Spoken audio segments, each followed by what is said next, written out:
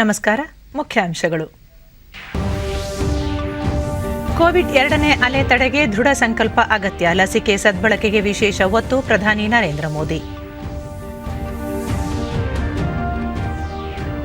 ರಾಜ್ಯದಲ್ಲಿ ಪ್ರತಿದಿನ 3 ಲಕ್ಷ ಜನರಿಗೆ ಕೋವಿಡ್-19 ಲಸಿಕೆ ನೀಡುವ ಗುರಿ. ಬೆಂಗಳೂರಿನಲ್ಲಿ 3 ಕೋವಿಡ್ ಕೇರ್ ಸೆಂಟರ್ ಸ್ಥಾಪನೆ. ಮುಖ್ಯಮಂತ್ರಿ ಬಿಎಸ್ ಯಡಿಯೂರಪ್ಪ. ಅಭಿವೃದ್ಧಿ ದೃಷ್ಟಿಯಿಂದ ರಾಜ್ಯದ ಎಲ್ಲ ಜಿಲ್ಲೆಗಳಲ್ಲಿ ವಿಮಾನ ನಿಲ್ದಾಣ ನಿರ್ಮಿಸುವ ಗುರಿ. ಮುಖ್ಯಮಂತ್ರಿಗಳೊಂದಿಗೆ ಚರ್ಚಿಸಿ ತೀರ್ಮಾನ. ಸಚಿವ ಆನಂದ್ ಸಿಂಗ್. ಮತ್ತು ರೈಲ್ವೆ ನಿಲ್ದಾಣಗಳ ಉಸ್ತುವಾರಿ ಖಾಸಗಿ ವಲಯಕ್ಕೆ ವಹಿಸುವುದಿಲ್ಲ. ಸಾರ್ವಜನಿಕ ಪಾಲುದಾರಿಕೆಯಲ್ಲಿ 50 ನಿಲ್ದಾಣಗಳ ಮರು ಅಭಿವೃದ್ಧಿ. ಸಚಿವ ಪಿಯೂಷ್ ಗೋಯಲ್. ವಾರ್ತೆಗಳ ವಿವರ. ಮಾರಕ ಕೊರೋನಾ ಸೋಂಕು ಪ್ರಸರಣದ 2ನೇ ಅಲೆ ತಾರಕಕ್ಕೆ ಹೋಗದಂತೆ ತಡೆಯುವ ಮತ್ತು ಕೋವಿಡ್-19 ಲಸಿಕೆ ವ್ಯರ್ಥವಾಗದಂತೆ ಸಂರಕ್ಷಿಸುವ ಅಗತ್ಯವನ್ನು ಪ್ರಧಾನಿ ನರೇಂದ್ರ ಮೋದಿ ಪ್ರತಿಪಾದಿಸಿದ್ದಾರೆ. ಕೋವಿಡ್ ಪ್ರಕರಣಗಳ ಹೆಚ್ಚಳ ಹಿನ್ನೆಲೆಯಲ್ಲಿ ವಿವಿಧ ರಾಜ್ಯಗಳು ಮತ್ತು ಕೇಂದ್ರಾಡಳಿತ ಪ್ರದೇಶಗಳ ಮುಖ್ಯಮಂತ್ರಿಗಳೊಂದಿಗೆ ವಿಡಿಯೋ ಕಾನ್ಫರೆನ್ಸಿಂಗ್ ಮೂಲಕ ನಡೆದ ಸಭೆಯಲ್ಲಿ ಅವರು ಸೋಂಕು ಪ್ರಸರಣ ನಿಯಂತ್ರಣಕ್ಕೆ ತ್ವರಿತ ಮತ್ತು ದೃಢ ಕ್ರಮಗಳ ಅಗತ್ಯವಿದೆ ಎಂದರು. ಕಳೆದ 1 ವಾರದಲ್ಲಿ ದೇಶದ 70 ಜಿಲ್ಲೆಗಳಲ್ಲಿ ಕೋವಿಡ್ ಪ್ರಕರಣಗಳು 150% ಹೆಚ್ಚಳವಾಗಿವೆ ಎಂದು ಆತಂಕ ವ್ಯಕ್ತಪಡಿಸಿದರು. ಕೋವಿಡ್ ವಿರುದ್ಧದ ಹೋರಾಟದಲ್ಲಿ ನಾವು ಉತ್ತಮ ಸ್ಥಿತಿ ತಲುಪಿದ್ದೇವೆ. ಈ ವಿಶ್ವಾಸ ನಿರ್ಲಕ್ಷ್ಯವಾಗಿ ಪರಿವರ್ತನೆಯಾಗಬಾರದು ಎಂದ ಪ್ರಧಾನಿ, ಜನರು ಆತಂಕದ ಸ್ಥಿತಿಗೆ ತಲುಪಬಾರದು. ಇದಕ್ಕಾಗಿ ಸೂಕ್ತ ಕ್ರಮ ಕೈಗೊಳ್ಳಬೇಕು ಮತ್ತು ಸಾಂಕ್ರಾಮಿಕದ ಸಮಸ್ಯೆಯಿಂದ ಜನರನ್ನು ಪಾರು ಮಾಡಬೇಕು ಎಂದರು. ಕೋವಿಡ್ ಲಸಿಕೆ ವ್ಯರ್ಥವಾಗುತ್ತಿರುವುದನ್ನು ಗಂಭೀರವಾಗಿ ಪರಿಗಣಿಸುವ ಅಗತ್ಯವಿದೆ ಎಂದ ಪ್ರಧಾನಿ, ತೆಲಂಗಾಣ ಮತ್ತು ಆಂಧ್ರಪ್ರದೇಶದಲ್ಲಿ 10%ಕ್ಕೂ ಹೆಚ್ಚು ಲಸಿಕೆ ವ್ಯರ್ಥವಾಗುತ್ತಿದೆ. ಉತ್ತರ ಪ್ರದೇಶದಲ್ಲಿ ಪರಿಸ್ಥಿತಿ ಭಿನ್ನವಾಗಿಲ್ಲ. ಯಾವ ಕಾರಣಕ್ಕೆ ಲಸಿಕೆ ವ್ಯರ್ಥವಾಗುತ್ತಿದೆ ಎಂಬ ಬಗ್ಗೆ ರಾಜ್ಯಗಳು ಸಮೀಕ್ಷೆ ನಡೆಸಿ ವ್ಯರ್ಥವಾಗದಂತೆ ತಡೆಯಬೇಕು. ಈ ಕುರಿತು ಪ್ರತಿದಿನ ಸಂಜೆ ಲೆಕ್ಕ ಪಡೆಯುವ ನಿಗಾ ವ್ಯವಸ್ಥೆ ರೂಪಿಸಬೇಕು ಎಂದರು. ಮೊದಲು ಬಂದ ಲಸಿಕೆ ಪೂರ್ಣವಾದ ಬಳಿಕವಷ್ಟೇ ನಂತರದ ಹಂತದಲ್ಲಿ ಬಂದ ಲಸಿಕೆ ಬಳಕೆ ಮಾಡಬೇಕು. ಲಸಿಕೆ ನೀಡಿಕೆ ಕೇಂದ್ರಗಳ ಸಂಖ್ಯೆಯನ್ನು ಹೆಚ್ಚಳ ಮಾಡಬೇಕು ಎಂದು ಸಲಹೆ ನೀಡಿದರು. ಲಸಿಕೆ ವ್ಯರ್ಥ ಮಾಡುವುದು ಮತ್ತೊಬ್ಬರ ಅಧಿಕಾರವನ್ನು ನಾಶ ಮಾಡಿದಂತೆ.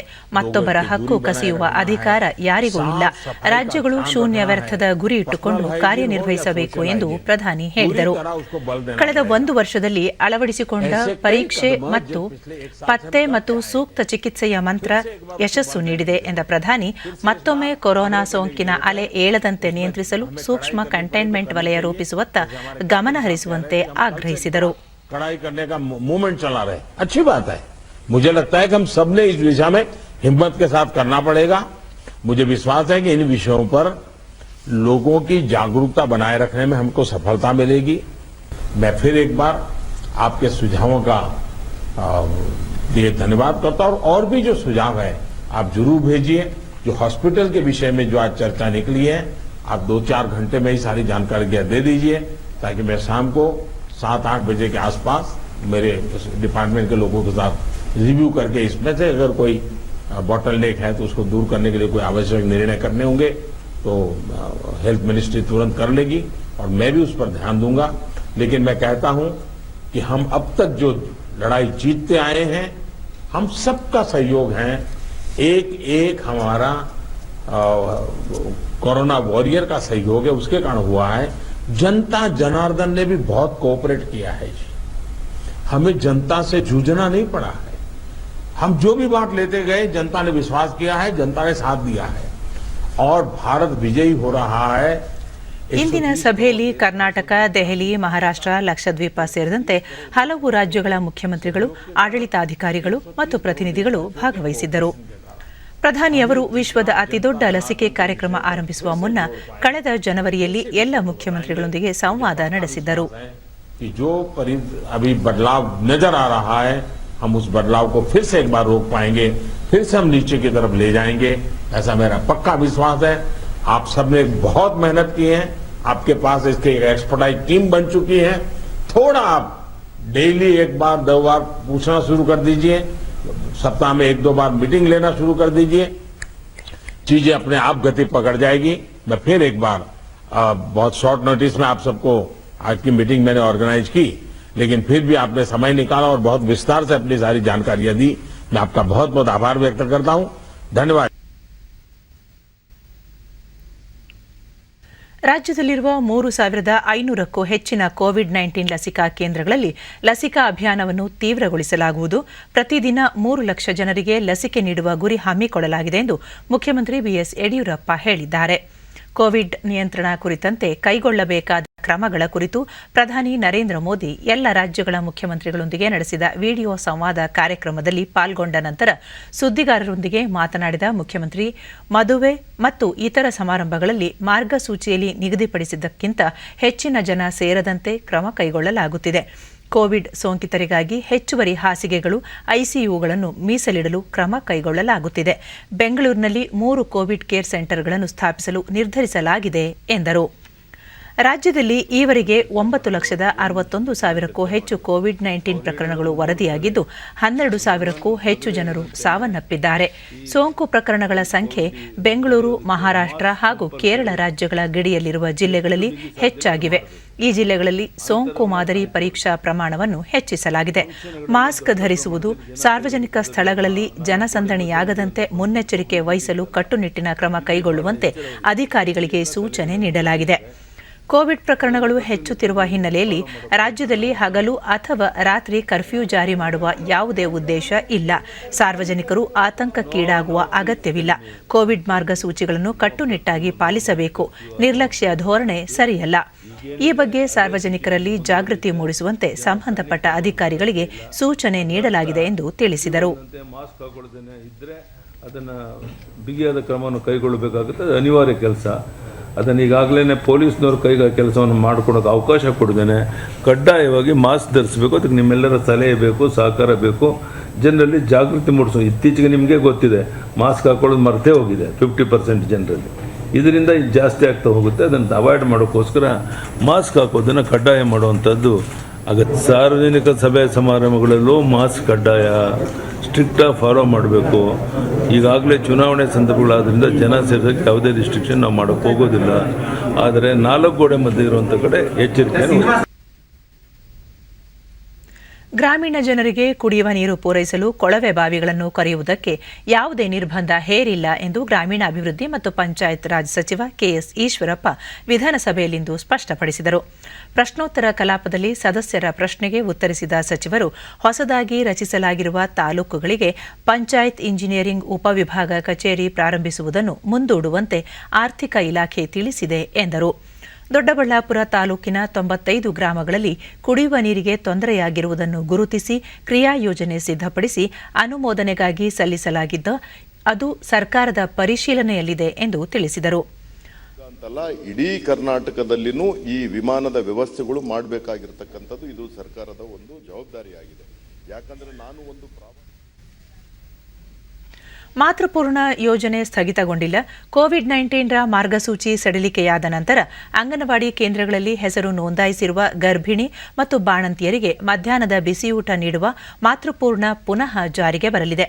ಸದ್ಯಕ್ಕೆ ಯೋಜನೆಯಡಿ ಫಲಾನುಭವಿಗಳಿಗೆ ಬಿಸಿಯೂಟದ ಬದಲಾಗಿ ಅಕ್ಕಿ, ತೊಗರಿಬೇಳೆ ಸೇರಿದಂತೆ ಇತರ ಆಹಾರ ಸಾಮಗ್ರಿಗಳನ್ನು ಮನೆ ಬಾಗಿಲುಗಳಿಗೆ ತಲುಪಿಸಲಾಗುತ್ತಿದೆ ಎಂದು ಉಪಮುಖ್ಯಮಂತ್ರಿ ಲಕ್ಷ್ಮಣ ಸವದಿ ತಿಳಿಸಿದರು. ಶಾಸಕ ಇ ತುಕಾರಾಂ ಅವರ ಪ್ರಶ್ನೆಗೆ ಮಹಿಳಾ ಮತ್ತು ಮಕ್ಕಳ ಅಭಿವೃದ್ಧಿ ಸಚಿವರ ಪರವಾಗಿ ಉತ್ತರಿಸಿದ ಅವರು, ಕೇಂದ್ರ ಸರ್ಕಾರದ ಮಾತೃವಂದನಾ ಮತ್ತು ಮುಖ್ಯಮಂತ್ರಿಗಳ ಮಾತೃಶ್ರೀ ಯೋಜನೆ ಉದ್ದೇಶ ಒಂದೇ ಆಗಿರುವುದರಿಂದ ಮಾತೃಶ್ರೀ ಯೋಜನೆಯನ್ನು ಸ್ಥಗಿತಗೊಳಿಸಲಾಗಿದೆ ಎಂದರು. ಇದಕ್ಕೂ ಮುನ್ನ ಆಡಳಿತ ಪಕ್ಷದ ಸದಸ್ಯ ಬಸವನಗೌಡ ಪಾಟೀಲ್ ಯತ್ನಾಳ್, ಉತ್ತರ ಕರ್ನಾಟಕದ ಜಿಲ್ಲೆಗಳ ಬಗ್ಗೆ ನಿರ್ಲಕ್ಷ್ಯ ವಹಿಸಲಾಗಿದೆ. ಪ್ರಮುಖವಾಗಿ ವಿಜಯಪುರ ಜಿಲ್ಲೆಗೆ ಅಗತ್ಯವಾಗಿ ಬೇಕಾಗಿರುವ ವಿಮಾನ ನಿಲ್ದಾಣಕ್ಕೆ ಸಂಬಂಧಿಸಿದಂತೆ ಸರ್ಕಾರ ಸೂಕ್ತ ಕ್ರಮ ಕೈಗೊಳ್ಳಬೇಕು ಎಂದು ಪ್ರಶ್ನಿಸಿದರು. ಪ್ರವಾಸೋದ್ಯಮ ಜಿಲ್ಲೆ, ನೀರಾವರಿಯಲ್ಲೂ ಅನ್ಯಾಯ, ಎಲ್ಲದರಲ್ಲಿ ಅನ್ಯಾಯ ಆಗ್ತದೆ. ಇವತ್ತು ವಿಮಾನ ನಿಲ್ದಾಣದಲ್ಲೂ ಶಿವಮೊಗ್ಗಕ್ಕೊಂದು ಬೆಣ್ಣೆ, ಬಿಜಾಪುರಕ್ಕೆ ಸುಣ್ಣ, ಈ ರೀತಿ ನಿರಂತರವಾಗಿ ಬಿಜಾಪುರ ಜಿಲ್ಲೆ ನಿರ್ಲಕ್ಷ್ಯ ಆಗ್ತಾ ಇದೆ. ಇವತ್ತು ಬರೇ ನಮ್ಮ ಬಿಜಾಪುರ, ಶಿವಮೊಗ್ಗ. ಇದಕ್ಕೆ ಉತ್ತರಿಸಿದ ಮೂಲಸೌಕರ್ಯ ಸಚಿವ ಆನಂದ್ ಸಿಂಗ್, ವಿಜಯಪುರ ಜಿಲ್ಲೆಯಲ್ಲಿ ವಿಮಾನ ನಿಲ್ದಾಣದ ಅಗತ್ಯತೆಯ ಬಗ್ಗೆ ತಮಗೂ ಅರಿವಿದ್ದು ಅದಕ್ಕೆ ಸಂಬಂಧಿಸಿದಂತೆ ಕೆಲವು ತಾಂತ್ರಿಕ ವಿಚಾರಗಳಿವೆ. ಇದನ್ನು ಪರಿಶೀಲಿಸಿ ಕ್ರಮ ತೆಗೆದುಕೊಳ್ಳಲಾಗುವುದು. ಅಭಿವೃದ್ಧಿಯ ದೃಷ್ಟಿಯಿಂದ ರಾಜ್ಯದ ಎಲ್ಲ ಜಿಲ್ಲೆಗಳಲ್ಲಿ ವಿಮಾನ ನಿಲ್ದಾಣ ನಿರ್ಮಿಸಬೇಕೆನ್ನುವ ಗುರಿಯನ್ನು ಸರ್ಕಾರ ಹೊಂದಿದೆ. ಎಲ್ಲ ವಾಸ್ತವಾಂಶಗಳನ್ನು ಪರಿಶೀಲಿಸಿ ಕ್ರಮ ಕೈಗೊಳ್ಳಲಾಗುವುದು. ಈ ಬಗ್ಗೆ ಮುಖ್ಯಮಂತ್ರಿ ಅವರೊಂದಿಗೆ ಚರ್ಚಿಸಲಾಗುತ್ತದೆ ಎಂದು ಹೇಳಿದರು. ಬೆಣ್ಣೆ ಅನ್ನೋದನ್ನ ಖಂಡಿತವಾಗ್ಲೂ ನಾನು ಚರ್ಚೆ ಮಾಡಿ ಅವ್ರಿಗೂ ಒಂದು ಬೆಣ್ಣೆ ರೀತಿಯಲ್ಲಿನೇ ತೀರ್ಮಾನ ತಗೊಳ್ತೀವಿ ನಾವು ಮುಖ್ಯಮಂತ್ರಿ ಜೊತೆ ಚರ್ಚೆ ಮಾಡಿ ಅನ್ನೋ ಒಂದು ಮಾತನ್ನ ಈ ಸಂದರ್ಭದಲ್ಲಿ ಹೇಳೋಕೆ ಇಚ್ಛೆ ಪಡ್ತೇನೆ.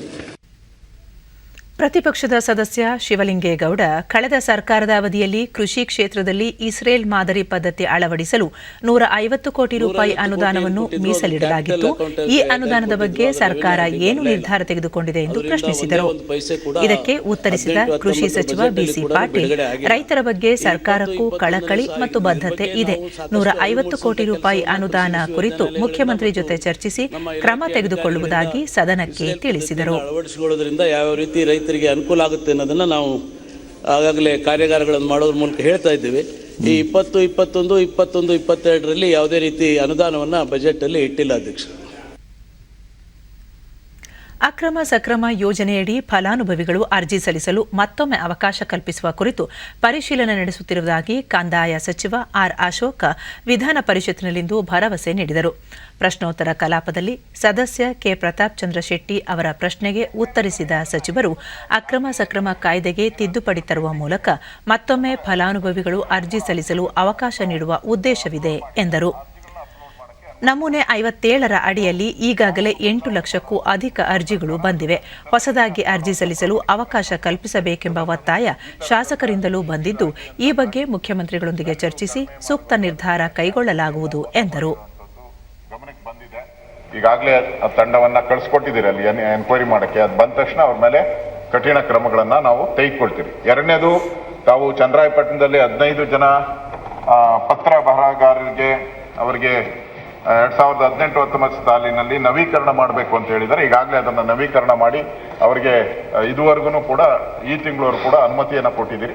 ಹೊಸದಾಗಿ ಅವರು ಅರ್ಜಿ ಹಾಕಿದ್ರೆ ಮುಂದಿನ 1 ವರ್ಷಕ್ಕೂ ಕೂಡ ಅವರ ಅನುಮತಿಯನ್ನ ನಾವು ಅವುಗಳ ನಿರ್ವಹಣೆ ಮಾಡ್ಲಿಕ್ಕೆ ಆಗ್ತಾ ಇಲ್ಲ. ಸದಸ್ಯ ಅರುಣ್ ಶಹಾಪುರ್ ಅವರ ಪ್ರಶ್ನೆಗೆ ಉತ್ತರಿಸಿದ ಸಚಿವ ಶ್ರೀರಾಮುಲು, ಕರ್ನಾಟಕ ವಸತಿ ಶಿಕ್ಷಣ ಸಂಸ್ಥೆಗಳ ಸಂಘದ ಅಧೀನದಲ್ಲಿ ನಡೆಯುತ್ತಿರುವ ವಸತಿ ಶಾಲೆ ಮತ್ತು ಕಾಲೇಜುಗಳ ನಿರ್ವಹಣೆಗೆ ಪ್ರತ್ಯೇಕ ನಿರ್ದೇಶನಾಲಯ ಸ್ಥಾಪಿಸುವ ಬಗ್ಗೆ ಮುಖ್ಯಮಂತ್ರಿ ಯಡಿಯೂರಪ್ಪ ಅವರೊಂದಿಗೆ ಚರ್ಚಿಸಿ ನಿರ್ಧರಿಸಲಾಗುವುದು ಎಂದು ತಿಳಿಸಿದರು. ರಾಜ್ಯದಲ್ಲಿ 826 ವಸತಿ ಶಾಲೆ ಹಾಗೂ ಕಾಲೇಜುಗಳಿದ್ದು ಒಟ್ಟಾರೆ 17,166 ಸಿಬ್ಬಂದಿ ಕಾರ್ಯನಿರ್ವಹಿಸುತ್ತಿದ್ದಾರೆ. ಜ್ಯೋತಿ ಸಂಜೀವಿನಿ ಯೋಜನೆಯಡಿ ನಗದು ರಹಿತ ಆರೋಗ್ಯ ಚಿಕಿತ್ಸೆ ಸೇರಿದಂತೆ ಎಲ್ಲ ರೀತಿಯ ಸೌಲಭ್ಯಗಳನ್ನು ಕಾಲಕಾಲಕ್ಕೆ ಈ ಸಿಬ್ಬಂದಿಗಳಿಗೂ ನೀಡಲಾಗುತ್ತಿದೆ. ವಸತಿ ಶಿಕ್ಷಣ ಸಂಸ್ಥೆಯಡಿ ಸೇವೆ ಸಲ್ಲಿಸುತ್ತಿರುವ ಅತಿಥಿ ಉಪನ್ಯಾಸಕರ ಸೇವೆಯನ್ನು ಖಾಯಂಗೊಳಿಸಲು ಪರಿಶೀಲಿಸಲಾಗುತ್ತಿದೆ ಎಂದು ಅವರು ಸ್ಪಷ್ಟಪಡಿಸಿದರು. ನಾನು ಸುವರ್ಣ ಆರೋಗ್ಯ ಟ್ರಸ್ಟಿಗೆ ಪತ್ರವನ್ನು ಕೂಡ ಬರೆದಿದ್ದೀನಿ. ಶೀಘ್ರದಲ್ಲೇ ಆ ಪತ್ರವನ್ನು ಬಂದ ನಂತರ ಇದನ್ನ ಇಂಪ್ಲಿಮೆಂಟೇಷನ್ ಕಾರ್ಯರೂಪಕ್ಕೆ ತರುವಂಥ ಕೆಲಸ ಕೂಡ ಮಾಡ್ತೀನಿ. ಜೊತೆಲಿ ಇದು ನಿರ್ದೇಶನ ಆಗಬೇಕು ಅನ್ನೋಂಥ ಏನು ಬೇಡಿಕೆಯನ್ನು ಇಟ್ಟಿದ್ದಾರೋ ಆದಷ್ಟು ಶೀಘ್ರದಲ್ಲೇ ನಾವು ಮತ್ತು ಎಲ್ಲ ಸದಸ್ಯರು ಹೋಗಿ ಮುಖ್ಯಮಂತ್ರಿಗಳ ಹತ್ರ ಚರ್ಚೆ ಮಾಡಿ ಇದು ಆದಷ್ಟು ಶೀಘ್ರದಲ್ಲಿ ಇದು ಪರಿಶೀಲನೆ ಮತ್ತು ಜೊತೆಲಿ ಮಾಡುವಂಥ ಕೆಲಸ ಮಾಡ್ತೀವಿ. ವಸತಿ ಸಚಿವ ವಿ ಸೋಮಣ್ಣ, ಕರ್ನಾಟಕ ಗೃಹ ಮಂಡಳಿಯಲ್ಲಿ ಬಾಕಿ ಇರುವ ನಿವೇಶನಗಳನ್ನು ಶೀಘ್ರವೇ ಹಂಚಿಕೆ ಮಾಡಲಾಗುವುದು. ನೂತನವಾಗಿ ನಿರ್ಮಾಣವಾಗಲಿರುವ ಬಡಾವಣೆಗಳಲ್ಲಿ ಹೆಚ್ಚಿನ ನಿವೇಶನಗಳನ್ನು ಹಿಂದುಳಿದ ವರ್ಗದವರಿಗೆ ಮೀಸಲಿಡಲಾಗುವುದು.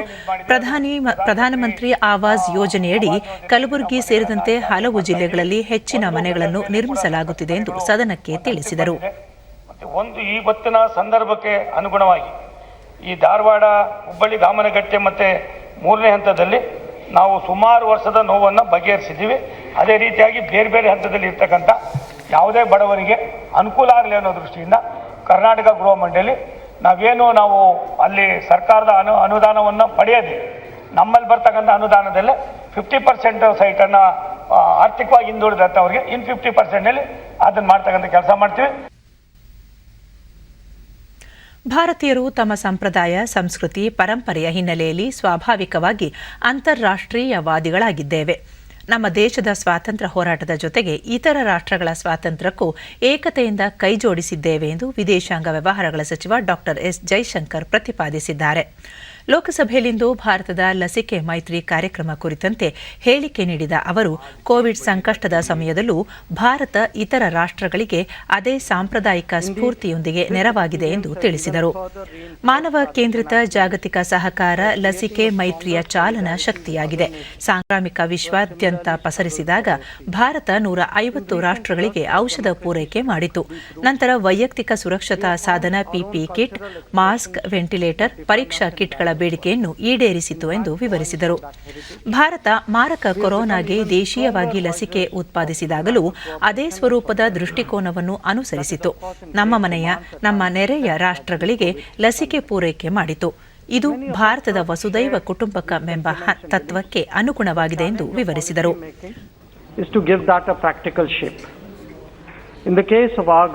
ಭಾರತ ದೇಶೀಯ ಬಳಕೆಗೆ ಅಗತ್ಯವಾದ ಲಸಿಕೆಯನ್ನು ಖಾತ್ರಿಪಡಿಸಿಕೊಂಡಿದೆ. ಅಂತಾರಾಷ್ಟ್ರೀಯ ಸಮುದಾಯಕ್ಕೆ ಭಾರತದ ಬಗ್ಗೆ ಅದರ ಔಷಧ ತಯಾರಿಕೆಯ ಸಾಮರ್ಥ್ಯದ ಅಪಾರ ವಿಶ್ವಾಸವಿದ್ದು, ನೆರೆಯ ರಾಷ್ಟ್ರಗಳಾದ ಭೂತಾನ್, ಮಾಲ್ಡೀವ್ಸ್, ಬಾಂಗ್ಲಾದೇಶ್, ನೇಪಾಳ, ಶ್ರೀಲಂಕಾ, ಮಾರಿಷಸ್ ಮತ್ತು ಸೆಷಲ್ಸ್ಗೆ ಲಸಿಕೆ ಮೈತ್ರಿ ಅಡಿ ಲಸಿಕೆ ಪೂರೈಸಿದೆ ಎಂದು ತಿಳಿಸಿದರು. ವಿಸ್ತರಿತ ನೆರೆ ರಾಷ್ಟ್ರಗಳಾದ ಕೊಲ್ಲಿ ರಾಷ್ಟ್ರಗಳು ಸೇರಿ ಈವರೆಗೆ 72 ದೇಶಗಳಿಗೆ ಭಾರತ ಲಸಿಕೆ ಪೂರೈಸಿದೆ ಎಂದು ವಿವರ ನೀಡಿದರು.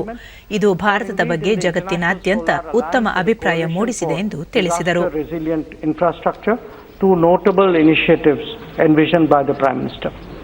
When it came to Africa, we raised the level of cooperation very substantially in the IAFS 3 summit in 2015, and our projects, training and presence today is spread widely across the continent. From the Caribbean to the Pacific Islands, the message is clear that the Prime Minister of India not only has the willingness to engage personally, but to back that up with concrete development programs. It is this outlook of human-centric global cooperation that is the driving force of Vaccine Maitri. Even as the COVID pandemic was in full fury, there were already global demands of our pharmaceutical and medical capabilities. आज 1 बजे तक के लिए ದೇಶದ railway ನಿಲ್ದಾಣಗಳನ್ನು ಖಾಸಗಿ ವಲಯಕ್ಕೆ ಒಪ್ಪಿಸುವುದಿಲ್ಲ ಮತ್ತು ಅದರ ಒಡೆತನ ರೈಲ್ವೆಯ ಬಳಿಯೇ ಇರಲಿದೆ ಎಂದು ರೈಲ್ವೆ ಸಚಿವ ಪಿಯೂಷ್ ಗೋಯಲ್ ಲೋಕಸಭೆಗಿಂದು ಲಿಖಿತ ಉತ್ತರದಲ್ಲಿ ತಿಳಿಸಿದ್ದಾರೆ. ಸಾರ್ವಜನಿಕ ಪಾಲುದಾರಿಕೆಯಡಿಯಲ್ಲಿ 50 ನಿಲ್ದಾಣಗಳ ಮರು ಅಭಿವೃದ್ಧಿ ತ್ವರಿತಗೊಳಿಸಲು ಸಚಿವಾಲಯ ಕಾರ್ಯದರ್ಶಿಗಳ ಗುಂಪೊಂದನ್ನು ರಚಿಸಿದೆ ಎಂದು ತಿಳಿಸಿದ್ದಾರೆ. ಮತ್ತೊಂದು ಪ್ರಶ್ನೆಗೆ ನೀಡಿದ ಉತ್ತರದಲ್ಲಿ ಅವರು ರೈಲ್ವೆ ಆಸ್ತಿಗಳನ್ನು ಮಾನ್ಯೀಕರಣಗೊಳಿಸಲು ಯೋಜಿಸಿದ್ದು, ಈವರೆಗೆ 87 ಭೂಭಾಗಗಳು, 84 ರೈಲ್ವೆ ಕಾಲೋನಿಗಳು, 4 ಗಿರಿ ರೈಲು ಮಾರ್ಗಗಳು ಮತ್ತು 3 ಕ್ರೀಡಾಂಗಣಗಳನ್ನು ಗುರುತಿಸಲಾಗಿದೆ ಎಂದು ತಿಳಿಸಿದ್ದಾರೆ. ನೂತನ ಸಂಸತ್ ಭವನವನ್ನು 2022ರ ಸಂಸತ್ತಿನ ಚಳಿಗಾಲದ ಅಧಿವೇಶನಕ್ಕೆ ಮುನ್ನ ಪೂರ್ಣಗೊಳಿಸಲು ಉದ್ದೇಶಿಸಲಾಗಿದ್ದು, ಕಾಮಗಾರಿ ಪ್ರಗತಿಯಲ್ಲಿದೆ. 75ನೇ ಸ್ವಾತಂತ್ರ್ಯೋತ್ಸವದ ಸಂದರ್ಭದಲ್ಲಿ ಹೊಸ ಭವನದಲ್ಲಿ ಅಧಿವೇಶನ ನಡೆಸಲಾಗುವುದು ಎಂದು ನಗರ ವ್ಯವಹಾರಗಳ ಖಾತೆ ಸಚಿವ ಹರ್ದೀಪ್ ಸಿಂಗ್ ಪುರಿ ರಾಜ್ಯಸಭೆಗಿಂದು ತಿಳಿಸಿದ್ದಾರೆ. ಪ್ರಶ್ನೋತ್ತರ ಕಲಾಪದಲ್ಲಿ ಸದಸ್ಯರ ಪ್ರಶ್ನೆಗಳಿಗೆ ಉತ್ತರ ನೀಡಿದ ಅವರು, ಹೊಸ ಸಂಸತ್ ಭವನ ನಿರ್ಮಾಣದ ತರುವಾಯ ಹಾಲಿ ಸಂಸತ್ ಭವನವನ್ನು ದುರಸ್ತಿ ಮಾಡಿ ಪರ್ಯಾಯ ಉದ್ದೇಶಕ್ಕೆ ಬಳಸುವ ಅಥವಾ ನಿರ್ದಿಷ್ಟ ಉದ್ದೇಶಕ್ಕೆ ಹೇಗೆ ಬಳಕೆ ಮಾಡಬೇಕು ಎಂಬ ಬಗ್ಗೆ ನಿರ್ಧರಿಸಲಾಗುವುದು ಎಂದು ತಿಳಿಸಿದರು. ನೂತನ ಸಂಸತ್ ಭವನ ನಿರ್ಮಾಣದ ವೇಳೆ ಯಾವುದೇ ಐತಿಹಾಸಿಕ ಅಥವಾ ಸ್ಮಾರಕವನ್ನು ನೆಲಸಮ ಮಾಡಲಾಗುವುದಿಲ್ಲ ಎಂದು ಪುರಿ ಪ್ರತಿಪಾದಿಸಿದರು. पुलिस जुडिशरी को ट्रेनिंग देते हैं, उसमें अवेयरनेस लाते हैं. इसी दृष्टिकोण से भारत सरकार. ಗೃಹ ವ್ಯವಹಾರಗಳ ಖಾತೆ ರಾಜ್ಯ ಸಚಿವ ಕಿಶನ್ ರೆಡ್ಡಿ ಪೂರಕ ಪ್ರಶ್ನೆಗೆ ಉತ್ತರ ನೀಡಿ, ಪರಿಶಿಷ್ಟ ಜಾತಿ ಮತ್ತು ಪರಿಶಿಷ್ಟ ಪಂಗಡದ ಸಮುದಾಯದವರ ಮೇಲಿನ ಅತ್ಯಾಚಾರ ಮತ್ತು ಅಪರಾಧ ಪ್ರಕರಣಗಳನ್ನು ತಡೆಯಲು ಭಾರತ ಸರ್ಕಾರ ಹಲವು ಕ್ರಮಗಳನ್ನು ಕೈಗೊಂಡಿದೆ. 2015ರಲ್ಲಿ ಕಾಯ್ದೆಗೆ ತಿದ್ದುಪಡಿ ತರಲಾಗಿದೆ ಎಂದು ತಿಳಿಸಿದರು. ಮಹಿಳೆಯರ ರಕ್ಷಣೆಗಾಗಿ ಪೋಕ್ಸೋ ಕಾಯ್ದೆಯನ್ನು ಸರ್ಕಾರ ಜಾರಿಗೆ ತಂದಿದ್ದು, ಇದರಡಿಯಲ್ಲಿ 2 ತಿಂಗಳ ಒಳಗಾಗಿ ವಿಚಾರಣೆ ಪೂರ್ಣಗೊಳಿಸಬೇಕಾಗುತ್ತದೆ. ಇದು ಕ್ರಾಂತಿಕಾರಿ ಕಾಯ್ದೆಯಾಗಿದೆ ಎಂದು ತಿಳಿಸಿದರು.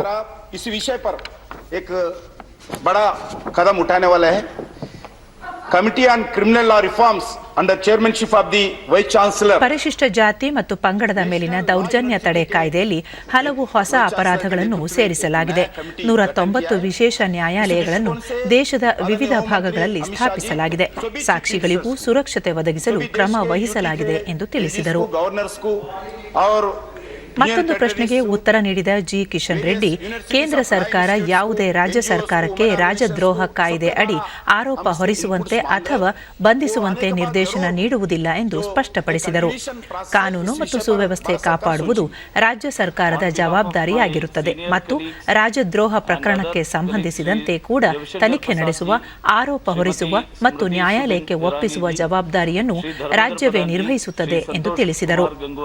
ರಾಜದ್ರೋಹ ಕಾಯ್ದೆ ಅಡಿಯಲ್ಲಿ ದಾಖಲಾಗುತ್ತಿರುವ ಪ್ರಕರಣಗಳ ಸಂಖ್ಯೆ ಹೆಚ್ಚಾಗುತ್ತಿದೆ ಎಂಬ ಪ್ರಸ್ತಾಪಕ್ಕೆ ಸಂಬಂಧಿಸಿದಂತೆ ಉತ್ತರಿಸಿದ ಅವರು ಈ ಕಾಯ್ದೆಯಡಿ ಆರೋಪ ಹೊರಿಸುವ ಬಂಧಿಸುವ ವಿಚಾರದಲ್ಲಿ ಕೇಂದ್ರದ ಪಾತ್ರವಿಲ್ಲ ಎಂದು ಸ್ಪಷ್ಟಪಡಿಸಿದರು. ದೇಶದ ಕೆಲವು ರಾಜ್ಯಗಳಲ್ಲಿ ಕೋವಿಡ್ ಪ್ರಕರಣಗಳು ಹೆಚ್ಚಳವಾಗುತ್ತಿದ್ದಾಗ್ಯೂ ಕೊರೋನಾ ಸಕ್ರಿಯ ಪ್ರಕರಣಗಳು ಮತ್ತು ಮರಣ ಪ್ರಮಾಣ 2% ಅಥವಾ ಅದಕ್ಕಿಂತ ಕಡಿಮೆ ಇದೆ ಎಂದು ಆರೋಗ್ಯ ಮತ್ತು ಕುಟುಂಬ ಕಲ್ಯಾಣ ಸಚಿವಾಲಯದ ಕಾರ್ಯದರ್ಶಿ ರಾಜೇಶ್ ಭೂಷಣ್ ತಿಳಿಸಿದ್ದಾರೆ. ದೇಶದಲ್ಲಿ ಸಂಚಿತ ಸೋಂಕು ದೃಢಪಟ್ಟ ಪ್ರಕರಣಗಳ ದರ 5% ಕಡಿಮೆಯಾಗಿದೆ.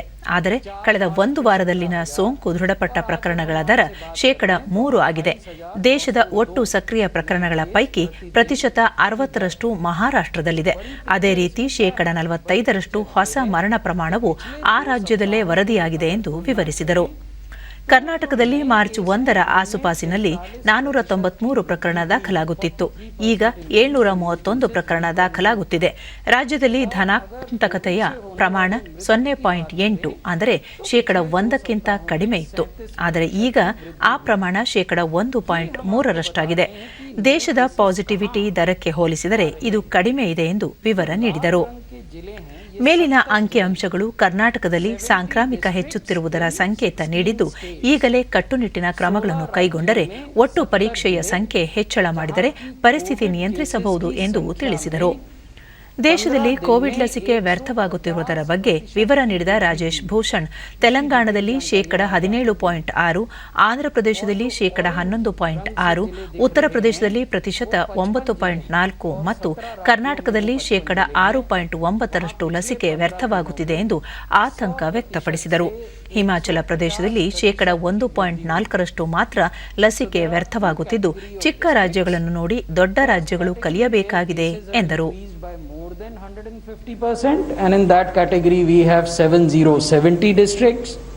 The second category where cases have increased from 100% to 150%, and in that category we have 55 districts. 443 case आते थे, अब 751 केस आ रहे हैं. 1% से कम की पॉजिटिविटी थी 0.8%, लेकिन ये अब बढ़कर 1.3% हो गई है पॉजिटिविटी. देश की पॉजिटिविटी की तुलना में ये कम है, लेकिन जहाँ कहीं भी आपको कोई बीमारी बढ़ती हुई नज़र आती है, अगर आप तत्काल उस पर रोक लगा लेंगे तो सबके लिए उसके परिणाम अच्छे होंगे. तो हमारा परामर्श कर्नाटक को यही है कि ये बिल्कुल शुरुआती दौर है, इसी समय इस पर काबू पाया जाना चाहिए. टेस्ट्स घट रहे हैं, उनको बढ़ाने की ज़रूरत है. ರಾಜ್ಯದಲ್ಲಿ ಪ್ರಸ್ತುತ ಲಾಕ್ಡೌನ್ ಅಥವಾ ರಾತ್ರಿ ಕರ್ಫ್ಯೂ ಜಾರಿ ಮಾಡುವ ಪರಿಸ್ಥಿತಿ ಇಲ್ಲ. ಸರ್ಕಾರ ಕೂಡ ಈ ಕುರಿತು ತೀರ್ಮಾನ ಮಾಡಿಲ್ಲ ಎಂದು ಆರೋಗ್ಯ ಮತ್ತು ವೈದ್ಯಕೀಯ ಶಿಕ್ಷಣ ಸಚಿವ ಡಾ ಕೆ ಸುಧಾಕರ್ ಬೆಂಗಳೂರಿನಲ್ಲಿಂದು ತಿಳಿಸಿದ್ದಾರೆ. ಕೊರೋನಾ ಲಸಿಕೆ ಎಲ್ಲೆಡೆ ಲಭ್ಯವಿದ್ದು, ಸೋಂಕಿತರಿಗೂ ಸೂಕ್ತ ಚಿಕಿತ್ಸಾ ವ್ಯವಸ್ಥೆ ಕಲ್ಪಿಸಲಾಗಿದೆ. ಹಾಗಾಗಿ ಯಾರೂ ಕೂಡ ಆತಂಕ ಪಡುವ ಅಗತ್ಯವಿಲ್ಲ. ಲಾಕ್ಡೌನ್ ಅಥವಾ ರಾತ್ರಿ ಕರ್ಫ್ಯೂ ಜಾರಿ ಮಾಡುವಂತಹ ಪರಿಸ್ಥಿತಿ ರಾಜ್ಯದಲ್ಲಿ ಇಲ್ಲ ಎಂದು ಅವರು ಸ್ಪಷ್ಟಪಡಿಸಿದರು.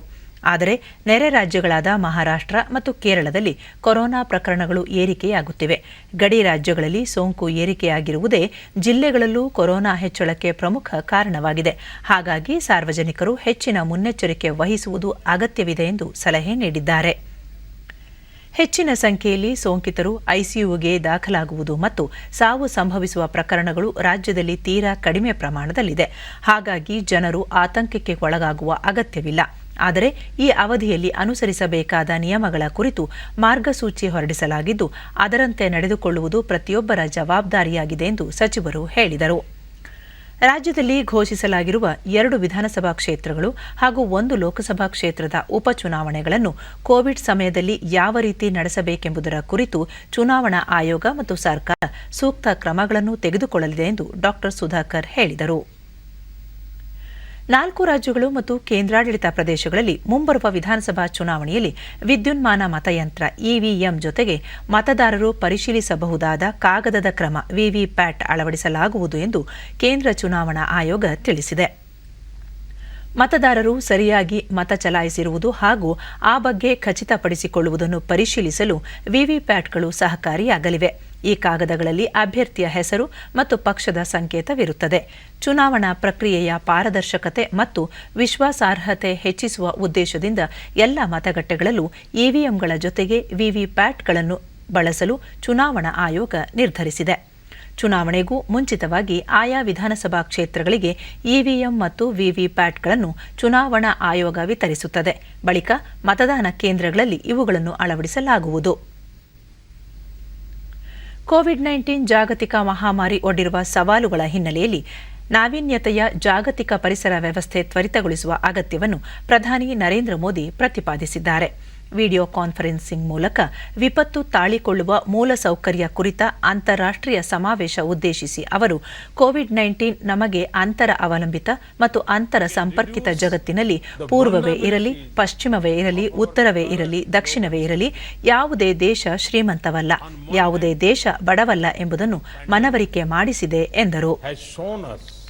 ಈ ಸಾಂಕ್ರಾಮಿಕ ಒಂದೆಡೆ ಪರಿಣಾಮ ಪ್ರಭಾವ ಹೇಗೆ ತ್ವರಿತವಾಗಿ ವಿಶ್ವಾದ್ಯಂತ ಹರಡುತ್ತದೆ ಎಂಬುದನ್ನು ತೋರಿಸಿದೆ. ಮತ್ತೊಂದೆಡೆ ಹೇಗೆ ಜಗತ್ತು ಸಮಾನ ಭೀತಿಯ ವಿರುದ್ಧ ಒಗ್ಗೂಡಿ ಹೋರಾಡಬೇಕು ಎಂಬುದನ್ನು ಕಲಿಸಿದೆ. ಡಿಜಿಟಲ್ ಮೂಲಸೌಕರ್ಯ, ಶಿಪ್ಪಿಂಗ್ ಮಾರ್ಗಗಳು, ವಾಯುಯಾನ ಜಾಲಗಳು ವಿಶ್ವವನ್ನೇ ವ್ಯಾಪಿಸಿವೆ. ಅದೇ ರೀತಿ ಒಂದು ಭಾಗದಲ್ಲಿನ ವಿಪತ್ತು ವಿಶ್ವದ ಮತ್ತೊಂದೆಡೆಗೂ ತ್ವರಿತವಾಗಿ ವ್ಯಾಪಿಸುತ್ತದೆ ಎಂದರು. ಜಾಗತಿಕ ವ್ಯವಸ್ಥೆಯಲ್ಲಿ ವಿಪತ್ತು ತಾಳಿಕೊಳ್ಳುವ ಮೂಲಸೌಕರ್ಯ ವ್ಯವಸ್ಥೆಗೆ ಸಹಕಾರ ಅತ್ಯಗತ್ಯವಾಗಿದೆ ಎಂದು ಪ್ರತಿಪಾದಿಸಿದರು. The pandemic has shown us that innovation to address global challenges can come from anywhere. We need to foster a global ecosystem that supports innovation in all parts of the world and its transfer to places that are most in need.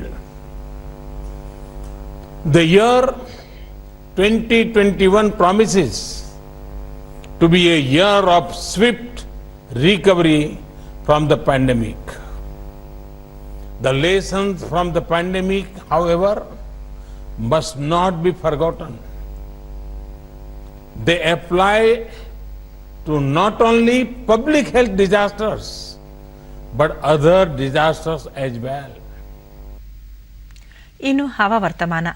ರಾಜ್ಯದ ದಕ್ಷಿಣ ಒಳನಾಡಿನಲ್ಲಿ ಚದುರಿದಂತೆ ಮಳೆ, ಕರಾವಳಿ ಹಾಗೂ ಉತ್ತರ ಒಳನಾಡಿನಲ್ಲಿ ಒಣ ಹವೆ ಮುಂದುವರಿಕೆ. ಕಲಬುರಗಿಯಲ್ಲಿ ಗರಿಷ್ಠ ತಾಪಮಾನ 37.8 ಡಿಗ್ರಿ ಸೆಲ್ಸಿಯಸ್, ದಾವಣಗೆರೆಯಲ್ಲಿ ಕನಿಷ್ಠ ತಾಪಮಾನ 14.3 ಡಿಗ್ರಿ ಸೆಲ್ಸಿಯಸ್ ದಾಖಲಾಗಿದೆ. ಮುನ್ಸೂಚನೆಯಂತೆ ಮುಂದಿನ 24 ಗಂಟೆಗಳಲ್ಲಿ ರಾಜ್ಯಾದ್ಯಂತ ಒಣ ಹವೆ ಮುಂದುವರಿಯುವ ನಿರೀಕ್ಷೆ.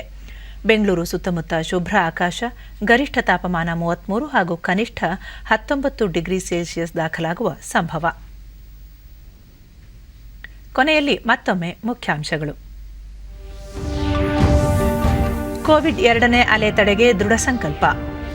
ಲಸಿಕೆ ಸದ್ಬಳಕೆಗೆ ವಿಶೇಷ ಒತ್ತು, ಪ್ರಧಾನಿ ನರೇಂದ್ರ ಮೋದಿ. ರಾಜ್ಯದಲ್ಲಿ ಪ್ರತಿದಿನ 3 ಲಕ್ಷ ಜನರಿಗೆ ಕೋವಿಡ್-19 ಲಸಿಕೆ ನೀಡುವ ಗುರಿ. ಬೆಂಗಳೂರಿನಲ್ಲಿ 3 ಕೋವಿಡ್ ಕೇರ್ ಸೆಂಟರ್ ಸ್ಥಾಪನೆ, ಮುಖ್ಯಮಂತ್ರಿ ಬಿಎಸ್ ಯಡಿಯೂರಪ್ಪ. ಅಭಿವೃದ್ಧಿ ದೃಷ್ಟಿಯಿಂದ ರಾಜ್ಯದ ಎಲ್ಲ ಜಿಲ್ಲೆಗಳಲ್ಲಿ ವಿಮಾನ ನಿಲ್ದಾಣ ನಿರ್ಮಿಸುವ ಗುರಿ. ಮುಖ್ಯಮಂತ್ರಿಗಳೊಂದಿಗೆ ಚರ್ಚಿಸಿ ತೀರ್ಮಾನ, ಸಚಿವ ಆನಂದ್ ಸಿಂಗ್. ಮತ್ತು ರೈಲ್ವೆ ನಿಲ್ದಾಣಗಳ ಉಸ್ತುವಾರಿ ಖಾಸಗಿ ವಲಯಕ್ಕೆ ವಹಿಸುವುದಿಲ್ಲ. ಸಾರ್ವಜನಿಕ ಪಾಲುದಾರಿಕೆಯಲ್ಲಿ 50 ನಿಲ್ದಾಣಗಳ ಮರು ಅಭಿವೃದ್ಧಿ, ಸಚಿವ ಪಿಯೂಷ್ ಗೋಯಲ್. ನಮ್ಮ ವಾರ್ತಾ ಪ್ರಸಾರವನ್ನು ನೀವು ಡಿಡಿ ಚಂದನ ನ್ಯೂಸ್ ಯೂಟ್ಯೂಬ್ ಚಾನೆಲ್ನಲ್ಲೂ ವೀಕ್ಷಿಸಬಹುದು.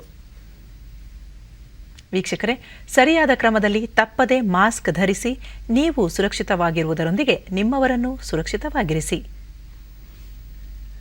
ನಮ್ಮ ಮುಂದಿನ ವಾರ್ತಾ ಪ್ರಸಾರ ರಾತ್ರಿ 9 ಗಂಟೆಗೆ. ನಮಸ್ಕಾರ.